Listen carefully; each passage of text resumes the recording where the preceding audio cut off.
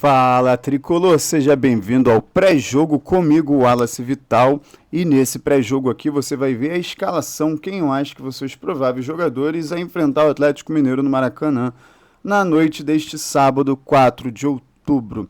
Essa escalação aqui não vai ter apenas quem é que vai entrar em campo pelo Fluminense no Maracanã. Aqui vai ter estatística. Aqui a gente vai ver de forma completamente diferente de outros canais e da própria televisão. Então, vamos embora já começar aqui com a minha provável escalação do Fluminense. Eu acredito que o Fluminense vai enfrentar o Atlético Mineiro, assim como enfrentou o Botafogo.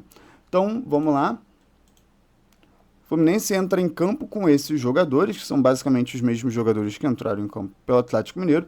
Eu acho que vai ser assim, né? Fábio, Thiago Silva, Freitas, René, Samuel Xavier, Hércules, Martinelli, Acosta, Serna, Canóbio e Cano. Acabou? Não, porque agora a gente vai destrinchar o que cada jogador está representando para o time, começando com ele, Fábio.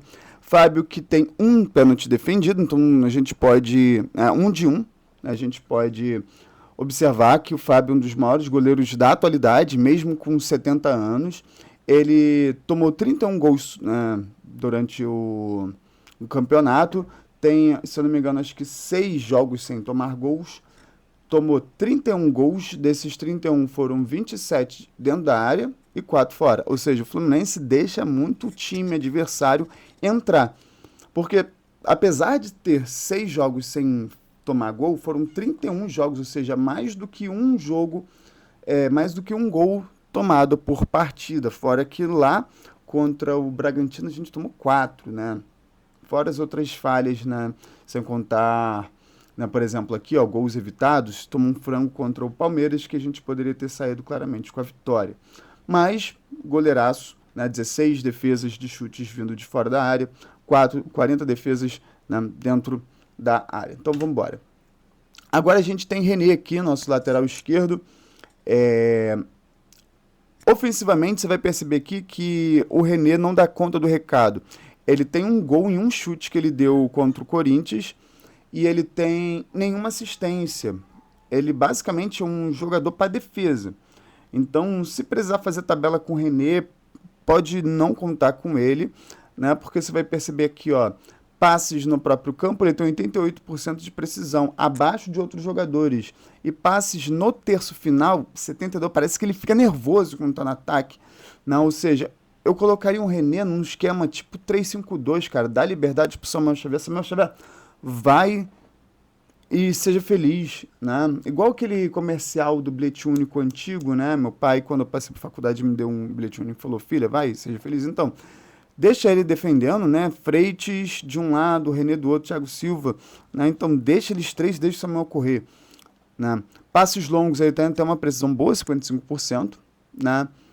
Mas, ó, nenhuma assistência, cara. Nenhuma assistência. Mas defensivamente o maluco é brabo, cara. Defensivamente, 1.4, ou seja, quase 3 interceptações a cada 2 jogos, 2 desarmes por jogo. Ele recupera pouca bola de ataque porque ele é defensivo, ou seja, ofensivamente não espere nada dele. Mas olha só, isso são bolas recuperadas no ataque, 0.1, mas no jogo são 4 bolas recuperadas. Quase 3 cortes por jogo, ou seja, defensivamente o maluco é brabo. Agora vamos para Freitas, né, seu companheiro de lado. Ele que tem uma quantidade de... né, ele não tem gol também, né? Fez ali um gol pelo Fluminense na Copa do Mundo de clubes, jogando contra o Sam. Também não tem muitas assistências, né? 0. Mas ele tem ali uma parada muito boa pelo Fluminense, que a bola quando chega nele, ele, né, por ser mais alto, ele tem uma visão um pouco de jogo para essa bola aí no meio, né? Ele tem uma precisão de passe no próprio campo de 92%, mas ele tem uma precisão muito boa de passe longo. Apesar de você ter aqui, ó, 50%, né, é porque ele tenta muito, ele tenta toda hora. E às vezes o passe longo dele sai errado, mas quando sai certo, né, é ali uma bola boa. Inclusive ele já deixou jogadores ali em condição de dar uma assistência, porque aqui, ó, passes decisivos 0.2, ele sempre cria oportunidade com essas bolas longas. Né? Continuando, né, e defendendo, ele basicamente evitou que a gente saísse lá do Barradão contra o Bahia. Barradão não, perdão. Fonte Nova. Enfim, no jogo contra o Bahia ele evitou que a gente tomasse gol, né? A gente ia tomar um quarto gol, ele fez uma falta que gerou expulsão, que graças a isso a gente não saiu de lá com a derrota. Mas, ó, 4 bolas recuperadas por jogo, mais ou menos a mesma média do René. 6 cortes por jogo, 0,6 chutes bloqueados por jogo. Não recupera a bola no ataque. E 0,6 interceptações, ou seja, métricas parecidas com a do René. E o René ainda tem melhores interceptações e chutes bloqueado. É isso que o René tem? Chute bloqueado é a mesma coisa. Cortes, o Freitas tem mais. Né? Bolas recuperadas por jogo é a mesma coisa. Desarmes e interceptações. Eu tava olhando desarme, mas não tava vendo desarme. René é um dos caras que mais desarmam no Campeonato Brasileiro. Lateral esquerdo que mais desarma. Um dos mais, ele tá tipo top 7. Né? Só no quesito desarme, fora as outras coisas. Né? Thiago Silva, atacando, ele não tem gol nem assistência pelo Campeonato Brasileiro, mas ele já fez gols pelo Fluminense. Ele sempre gera perigo quando vai ao ataque. Tem uma quantidade enorme de ações com bola. Passes certos, tanto na parte defensiva quanto na parte ofensiva, muito boa. E passe longo também muito bom. Mas defensivamente o cara, monstro 5,5 cortes por jogo. O cara não toma drible. O cara tem uma interceptação, um desarme baixo comparado com outros jogadores, mas porque ele se coloca muito bem e evita que essas coisas sejam necessárias. Né? Não faz falta, né? Faltas por jogo, 0,5, muito baixo. Né? Ele perde pouco a bola. Samuel Xavier, ofensivamente, eu acho que ele é melhor do que defensivamente. Ele tem 3 participações em gols, fora que ele poderia ter mais. Né? Passes certos é bom, passes no próprio campo são bons, passes no terço final muito melhor do que o René. Cruzamentos, acerta mais cruzamento do que o René, então vamos lá no René, ó. René, cruzamentos, não tem nem, não, peraí, cruzamentos, né, 18%, o Samuel Xavier tem 20%, né, por cento, e olha que o Samuel Xavier ele não cruza tanto, o René cruza muito, né, e o Samuel Xavier cruza também, assim, mas ele cruza mais certo, né. E fora que os cruzamentos do René que são considerados certos é quando de fato acerta um jogador do Fluminense, mas às vezes nem leva gol aquela cabeçada, né? A bola vai para a linha lateral e nem tchau. Então agora a gente vai de Martinelli. Né? Do Martinelli, como esse Martinelli joga geralmente sempre pelo meio, eu vou visualizar ele, logo em seguida eu vou visualizar a Costa. Né? Para a gente observar como o Martinelli, se você por acaso ver algum outro vídeo meu falando de Martinelli, o quanto que o maluco não erra passe, você vai perceber aqui, ó, 93% de passe no próprio campo, né, ele tem 87% na média e ele tem 80% no terço final, ou seja, essa média de passes certos é 87% porque ele tenta chegar muito no ataque. Né? E defensivamente, ele recupera muita bola no jogo, recupera muita bola, né, e desarma muito bem, ou seja, ele é um cara que tem uma visão de jogo, que tem um bom passe e que acaba ali participando ofensivamente do jogo. No jogo contra o Palmeiras ele teve um erro que finalizou e consequentemente saiu o gol. E aí, como eu comentei aqui, né, a gente vai de Acosta agora. O Acosta, que é o cara que veio para solucionar nossos problemas de falta de criação, ele já entrou e já participou de gols, já criou passes decisivos. Ele tem uma média de 2,0 passes decisivos. Né? Ele tem poucos jogos, né? E ainda assim tem 2 passes decisivos por jogo. Né? Passes no próprio campo, ele tem uma frequência alta de acerto, 94%. Passes certos é 80%, né? O Martinelli, por exemplo, tem 87%, mas porque no terço final ele tenta sempre, se você observar o futebol, né, do Fluminense com a Costa, ele sempre procura o cara à frente, só quando não tem como mesmo, vou perder a bola, que ele toca para trás.